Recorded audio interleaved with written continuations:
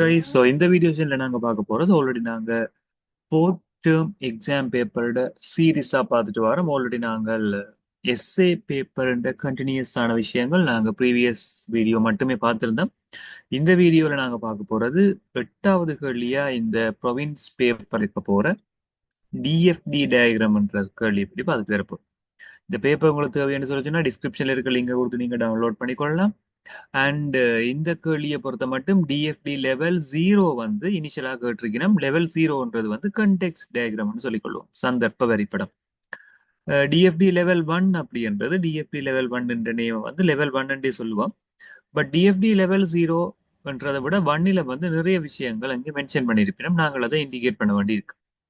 So இனிஷியலாக தந்த கேள்விக்கான டிஎஃப்டி லெவல் 0 வந்து ட்ரோ பண்ணிக்கிட்டு வருவோம். அதுக்கு முதலாவதா நாங்கள் தேவையான விஷயங்களை பார்ப்போம். நிகழ்நேர கற்பித்தல் முறைமை ஆன்லைன் சிஸ்டம் ஒன்று இருக்குதான், அது தொடர்பான சில விஷயங்கள் தந்திருக்கணும். ஸோ இதை பற்றி நாங்கள் கன்சிடர் பண்ண வேண்டிய தேவையில்லை. இதுல முதலாவது, மாணவன் ஒருவன் நிகழ்நேர கல்வியகத்தில் இணைவதற்கான விண்ணப்ப படிவத்தை காரியாலய நிர்வாகியிடம் கையளிக்க வேண்டும். ஸோ முதலாவது டாபிக் இங்க வந்துட்டு, ஸோ மாணவன் அப்படி என்று சொல்லி இந்த இடத்துல மார்க் பண்ணியிருக்கோம். இதுக்கான மார்க்ஸ் வரும் உங்களுக்கு. நிகழ்நேர கல்வியகம்ன்றது வந்து எங்களோட முறைமையா இருக்கும். ஆரம்பத்துல விண்ணப்ப படிவத்தை இந்த மாணவன் வந்து நிகழ்நேர கல்வியாளருக்கு வழங்க வேண்டியிருக்கு, முதலாவது. அடுத்தது, அத்துடன் பயனர் பெயர் கடவுச்சொல் என்பன காரியாலய நிர்வாகியினால் பயனர் எனும் கோப்பில் சேமிக்கப்படும். கோப்புகள்ல சேமிக்கிறத பற்றி நாங்க பொறி பண்ண வேண்டிய தேவையில்லை. இங்க சரிபார்க்கப்பட்டு இதன் தரவுகள் சேமிக்கப்படுது. அத்துடன் பயனர் பெயர் கடவுச்சொல் என்பன குறித்த மாணவனுக்கு வழங்கப்படும் இப்ப கடவுச்சொல் பயனர் பெயர் வந்து மாணவனுக்கு வழங்கப்படுதுன்றதை நாங்கள் இங்க குறிப்போம். பயனர் பெயர் கடவுச்சொல் வந்து மாணவனுக்கு இந்த இடத்துல அடுத்ததா வழங்கப்படுது, இரண்டாவதா.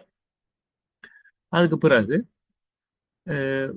பயனர் பெயர் கடவுச்சொல்லை வழங்கி லொகின் செய்யலாமா மாணவன். திரும்ப பயனர் பெயர் கடவுச்சொல் அப்படின்றது லொகின் செய்யப்படும் இந்த இடத்துல.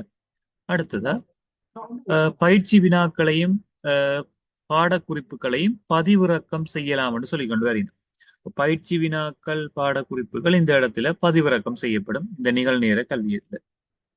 அடுத்தது, உள்நுழைதல் நேரம் பயன்படுத்துகின்ற பாட விடயங்கள் வந்து சேமிக்கப்படுமாம். சேமிக்கிறத நோட் பண்றதுக்கான எந்த இடம் அங்கிட்ட இல்லை.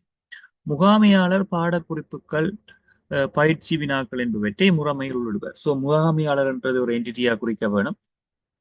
பாடக்குறிப்புகள் பயிற்சி வினாக்கள்ன்றதை நாங்கள் முகாமையாளர்ல இருந்து நிகழ்நேர கல்வியகத்துக்கு நாங்கள் ஒரு அரோமாக்களை குறிச்சு காட்ட வேண்டி வரும். இது வந்து டிஎஃப்டி லெவல் 0க்கான சரியான டயக்ராமா இருக்கு.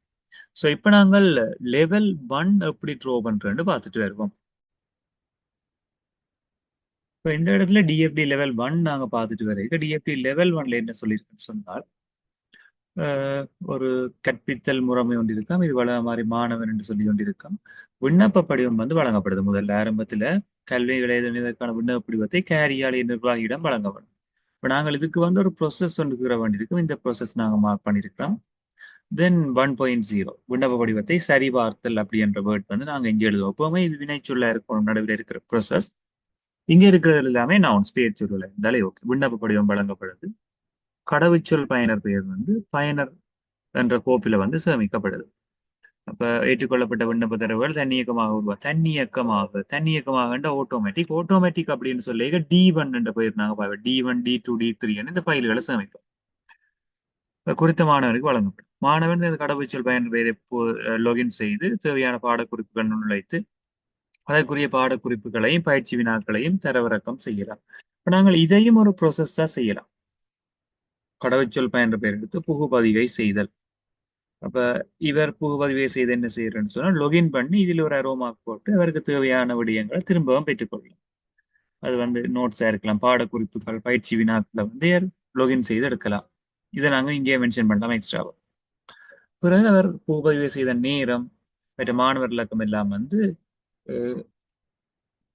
தகவல், அது கள தகவல் அப்படின்ற ஒரு தரவு சேமிப்பகத்துல சேமிக்கப்படுதான், அதை நாங்கள் மென்ஷன் பண்ணலாம். ஸோ அடிஷனலா இந்த அரோமார்க் போட்டு அவர்களுக்கு தேவையான விடயங்கள் இங்கே பெறப்படுது என்று மென்ஷன் பண்ண வேண்டாம்.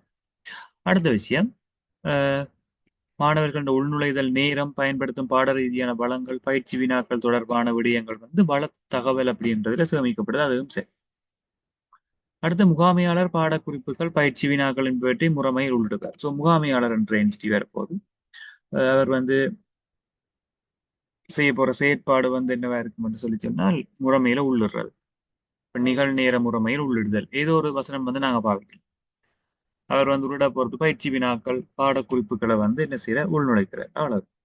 இந்த தரவு சேமிப்பாக D2 வந்து களத்தகம். இதுல வந்து ப்ராசஸ் வந்து ஜஸ்ட் எம்டியா இருக்க போது இங்க டேட்டா ஸ்டோர் இல்லை, ப்ராசஸ் மட்டும் இருக்கு.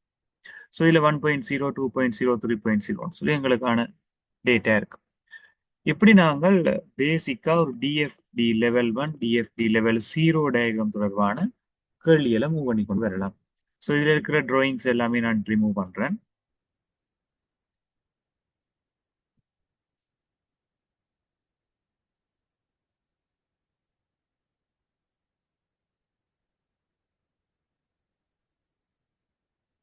ரைட். ஸோ இப்போ அடுத்த விஷயத்துக்கு வர போறோம். அடுத்தது வந்து ஒரு எம்ப்ளாயி ப்ரொஜெக்ட் தொடர்பான ஒரு இஆர் டயக்ரத்தை பற்றி கேட்டுக்கொண்டு வரேன். ஸோ இஆர் டயக்ராம் ஒன்று ட்ரா பண்ண வேண்டி வரும். இந்த இஆர் டயக்ரத்தை வச்சுக்கொண்டு தான் நாங்கள் மிச்ச கல்விமான் ட்ரை பண்ணி கொண்டு வர போறோம். ஸோ இதுன்ற எக்ஸ்பிளனேஷன் பார்ப்போமா இருந்தா, முதலாவது வந்து குறிப்பிட்ட கம்பெனி வந்து ரெஜிஸ்ட்ரேஷன் நம்பர் மூலம் தனியாக அடையாளப்படுத்தப்படும். இந்த கேள்வி வந்து 9வது கேள்வி. முதலாவது ஒரு எம்ப்ளாயி ப்ரொஜெக்ட் தொடர்பான தரவு தான் எங்களுக்கு தந்திருக்கணும். ஸோ இப்போ இடத்துல பதிவுகள் ரெஜிஸ்டர் நம்பர் மூலம் தான் இந்த கம்பெனி வந்து ரெஜிஸ்டர் பண்ணப்படும், தனித்துவமாக அடையாளம் காணப்படுதாம். ஸோ கம்பெனி என்ற ஒரு பாக்ஸ் போட்டு நாங்கள் மார்க் பண்ண வேண்டி வரும் ரெஜிஸ்ட்ரேஷன் நம்பர். அதன் பெயரும் முகவரியும் சேமிக்கப்படும். ஸோ கம்பெனி என்பதுல நேம், அட்ரஸ். அக்கம்பெனியில் பல ஊழியர்கள் பணியாற்றுகின்றனர். ஒவ்வொரு ஊழியரும் ஊழியர் எண், எம்ப்ளாயிக்கு எம்ப்ளாயி நம்பர் தனித்துவமாக அடையாளம் காணப்படுது. ஊழியரின் பெயர் வந்து முதல் பெயர் இறுதி பெயர் என்று 2ஆல் ஆக்கப்பட்டிருக்கிறபடியால இது ஒரு கம்போசிட் அட்ரிபியூட். அவர் ஒரு ஊழியருக்கு ஒன்றுக்கும் மேற்பட்ட தொடர்பு இலக்கங்கள் காணப்படுது, மல்டி வேல்யூட் அட்ரிபியூட் இருக்கு. அவரது பிறந்த தேதியும் பதவியும் சேமிக்கப்படுது. அடிஷனலா நாங்கள் ஆட் பண்ணுவோம். இங்கு பணியாற்றும் ஊழியர் பகுதி நேர ஊழியர் அல்லது முழு நேர ஊழியராக காணப்படலாம். அப்ப இதை நாங்கள் டபிள்இஆர் என்ற கன்சிடரேஷனுக்குள்ள ஒன்றோம். ஊழியர் என்ற எம்ப்ளாயியை நாங்க மார்க் பண்ணிட்டு, இந்த எம்ப்ளாயிக்கு நாங்கள் இப்படி ஒரு டைமென்ஷன் வேலை, நீங்க நார்மலா ஒரு ஓவல் ஷேப் போட்டு இப்படி 2ஆ பிரிக்க டபிள்இஆர் டயக்ராம் தொடர்பான வீடியோ வந்து நான் டிஸ்கிரிப்ஷன் பார்ட்ல ஆட் பண்ணியிருக்கேன், அதை நீங்க பார்க்கலாம். ஸோ இதுல நாங்கள் என்ன செய்யலாம்னு சொன்னால், ஒன்றோடு ஒன்று ஓவர்லேப் பண்ற மாதிரி வரலாம், அல்ல டிஸ்ஜாயிண்ட் ஆகியும் இருக்கலாம். ஸோ இதில் ஓவர்லேப் பண்றன்றது வந்து ஒன்றோடு ஒன்று தொடர்பான அந்த வீடியோ பார்த்து அதுக்கான ஐடியா நீங்கள் எடுக்கலாம். இது வந்து டபிள்யூஆர் என்ற கன்செப்ட். பகுதி நேர ஊழியராயின் மத்தியால சம்பளம், முழு நேர ஊழியராயின் மாத சம்பளம் வழங்கப்படும். கம்பெனியானது பல செயற்றிடங்களை நடாத்துகின்றன சொல்லியிருக்கிறேன். ஒரு செயற்றிடத்துக்கு செயற்றிட்ட எண்ணுன்னு சொல்லி தருது. அதுக்கு பிறகு ஊழியர்கள் செயற்றிடம் தொடர்பான மேற்பார்வை செய்யறதை பற்றி சொல்லி கொண்டு வரீங்கன்னா மேனேஜ் செய்யப்படுதுன்னு சொல்லியிருக்கணும். வழங்குனருக்கு வழங்குனர் எண் மூலம் அடையாளம் காணப்படுவார். வழங்குனரின் பெயர் மற்றும் தொலைபேசி இலக்கம் என காணப்படும். ஒரு வழங்குனருக்கு ஒன்றுக்கும் மேற்பட்ட செயற்றிடங்கள் காணப்படலாம், பொருட்கள் வழங்கலாமா, ஆனால் ஒரு செயற்றிடத்துக்கு ஒரு வழங்குனர் மட்டும்தான் காணப்படும். ஸோ இவ்வளவு விஷயங்களையும் கன்சிடர் பண்ணி நாங்கள் ஒரு இஆர் டயக்ராம் ஒன்றை இந்த இடத்துல மேக் பண்ண வேண்டி இருக்கும்.